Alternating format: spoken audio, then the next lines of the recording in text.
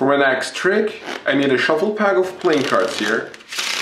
Okay, and as you've already might read in the title of this video, this is a prediction effect. So for this effect, I would have to go through the pack and take out a prediction. And of course, I won't show it to you. I think this one is a quite good card. Or you know what? Let's take this one. Okay, I think this is even better. Okay, and just to make sure you see it, I'm just going to place it over here. However, now I need you to pick a card, but this is not going to be your selection. I just need you to take it, but don't turn it around. This card is going to create a new card, which is then going to be your selection.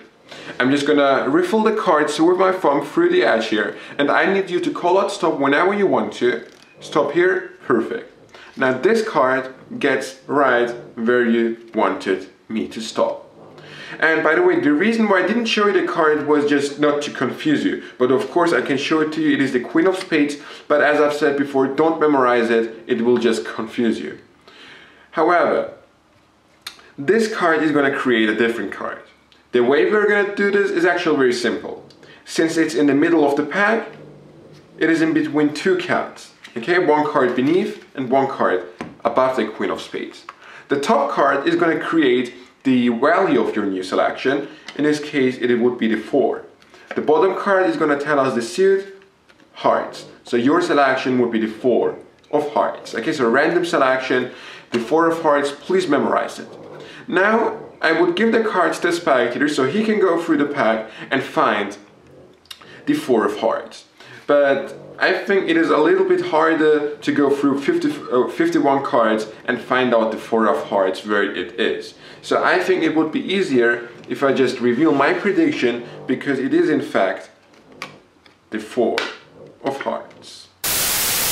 So here is the explanation for this effect. Now for this effect you need a pack of cards and you remove the 2 jokers, so you have your 52 cards. Now you get started by shuffling the pack. You can shuffle it yourself or you can have the spectator shuffle the cards. And as you're talking to the spectator, you are going to take a look at the bottom card and the top card. Okay, because these 2 cards are going to create your prediction. Now the top card is going to tell you the value of your prediction. It is a 3. And the bottom card is going to tell you the suit. It is a spade. So your prediction is going to be the 3 of spades. Okay, so it's that simple. But I have to tell you here something. The top and the bottom card, they are not allowed to have the same suit or the same value. So you are not allowed to have here 2 3s, and you're also not allowed to have here let's say the ace of spades and the 3 of spades, because they have both spades. Okay, that's the only thing you have to take care of. If that's the case, you're just gonna cut the cards as you're talking and take a look again. In this case, okay, this is just a coincidence. I have here 2 5s. It doesn't work again. So I would have to cut the cards another time. Look again, 2 9s. Okay, this is quite strange. This shouldn't happen. Okay, this time it works. It would be the ace of clubs, so it would work. Okay, so that's the only thing you have to take care of. Because of that, I like to peek the bottom card so I can see if it works. Because if it doesn't work, you would have to cut the card.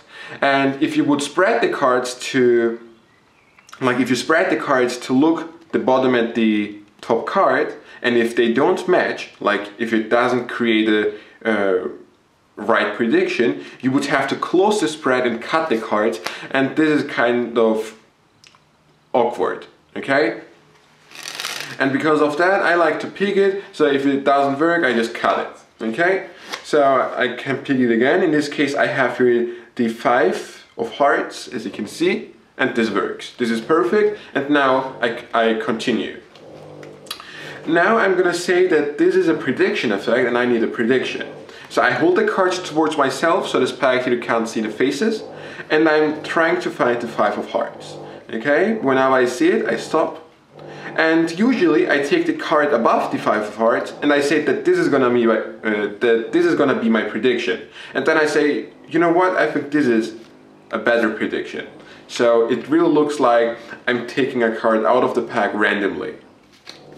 Now you're ready for the second phase. You have your prediction on the table, no one can see it, and now you ask the spectator to take a card from the middle of the pack, but they shouldn't look at the face of it. So they take it out, and you explain that this card is going to create a different card, which is going to be then their selection.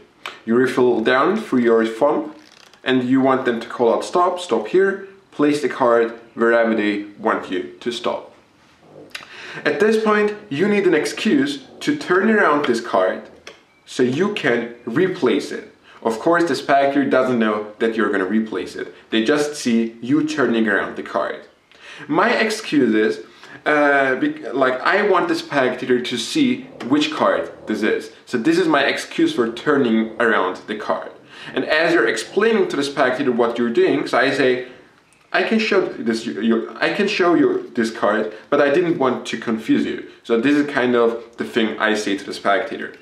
As you're saying this, you spread the pack, break it, okay, so you take all the cards above the outdraw card, so you have your two halves.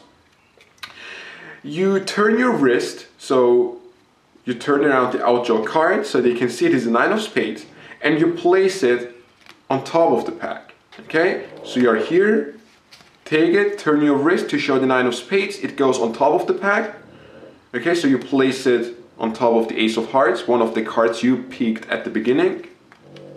Place it here, and the remaining cards go on top. By doing that, you showed the 9 of hearts, you showed the 9 of spades, and you replaced it, so now it matches your prediction. You take the cards beneath and above it, and you explain to the spectator that these two cards are going to create the new selection. The top card is always going to tell you the value, the 5, the bottom card, the suit, the 5 of hearts. At this point I say, please remember the 5 of hearts. I give them the cards and I say, please find the 5 of hearts. As I'm spreading the cards, I say, you know what, please stop.